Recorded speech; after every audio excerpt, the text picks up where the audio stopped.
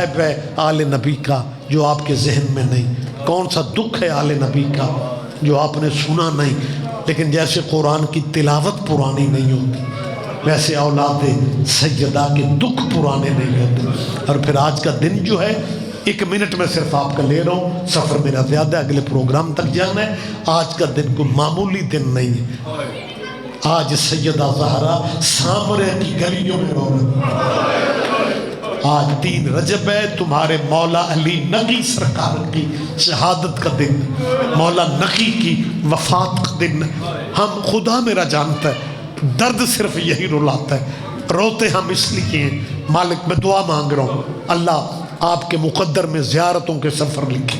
آمین کہا کرو جب زیارت کی دعا کی جائے نا، پھر آمین کہا کرو۔ زیارت کا تعلق پیسے سے نہیں ہے، زیارت کا تعلق تو بلاوے سے ہے۔ آپ امنگ پیدا کریں۔ خدا کی قسم ہم نے بائیر ان بندوں کو زیارتوں پہ جاتے دیکھے جن کے گھر میں 2 ٹائم کا کھانا نہیں ہوتا۔ ہاں، یہ علی کی بیٹی دستخط کر دے، زائرین میں نام نکل آتا ہے۔ مالک آپ کو لے جائے۔ جس مولا کا آج دکھ ہے نا، جس مولا کی آج شہادت ہے، 10ویں امام مولا علی نقی، ان کی قبر ہے سامرہ میں۔ سامرہ عراق کا شہر ہے، 2 امام وہاں پہ دفن ہے، مولا علی نقی اور مولا حسن عسکری۔ یہ باپ بیٹا وہاں پہ سامرہ میں۔ جب آپ جائیں گے آپ کو میری بات پہ یقین آئے گا۔ آج بھی جیسے بسیں ویگنیں زائرین کو اتارتی ہیں، پھر تھوڑا سفر پیدل کرنا پڑتا ہے سیکورٹی کی وجہ سے۔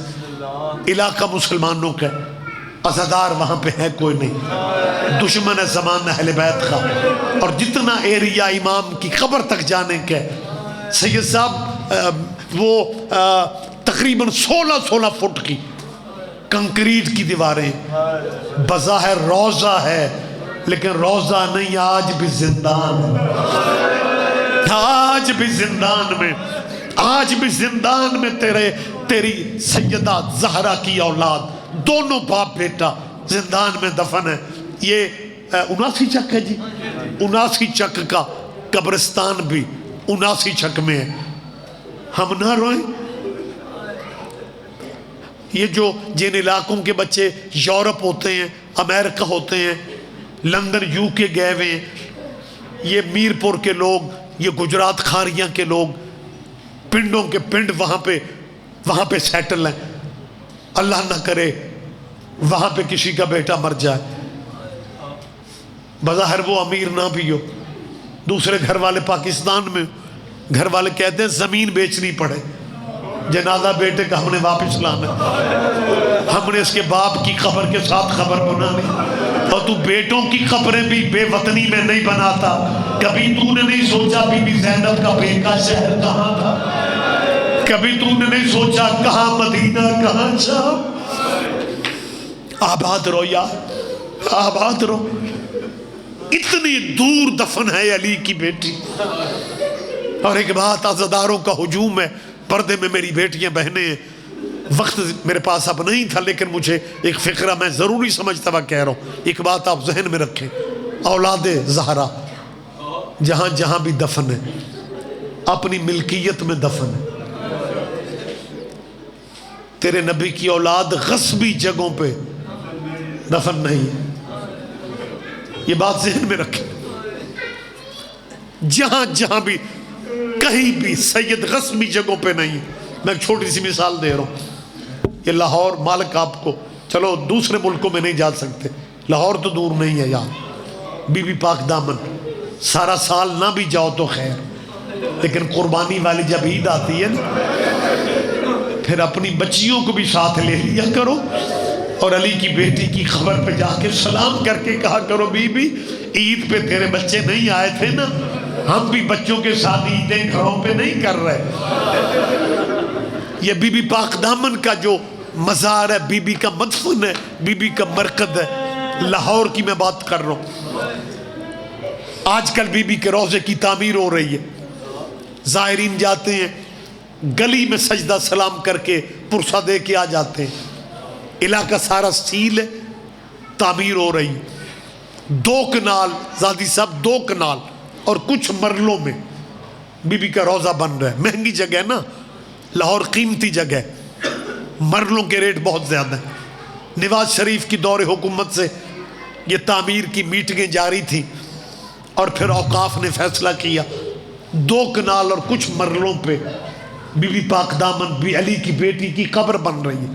میں نے کہا ہے سید جہاں بھی دفن ہے اپنی ملکیت میں دفن ہے۔ روزہ 2 کنال پہ بن رہا ہے، آپ پنڈ کے بندے ہیں، چک کے بندے ہیں، لاہر بیٹھے ہوئے ہیں، جا کے محکمہ مال کے لاہور کے کاغذ دیکھو، روزہ 2 کنال پہ بنا رہے ہیں، اور لاہور شہر میں 72 کنال ملکیت ہے علی کی بیٹی، 72 کنال علی کی بیٹی کے نام پہ۔ یہ جہاں جہاں بھی دفن ہے۔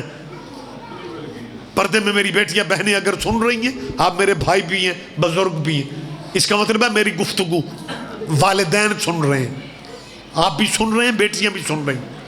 والدین، آپ کو کوئی نہ کوئی دوست اپنے پنڈ میں، چک میں، سرگودا شہر میں کوئی نہ کوئی کبھی نہ کبھی ملا ہوگا جو یہ کہتا ہے جی اللہ نے مجھے 4 بیٹے دیے، میں نے 4 کے گھر بنانے کے لیے پلاٹ خرید لیے، اگر اللہ نے مجھے زندگی دی میں انہیں علیحدہ علیحدہ گھر بنا کے دوں گا، جگہ میں نے خرید۔ ہم نہ روئیں، ہر باپ جگہ خریدتا ہے بیٹوں کے گھر بنانے کے لیے۔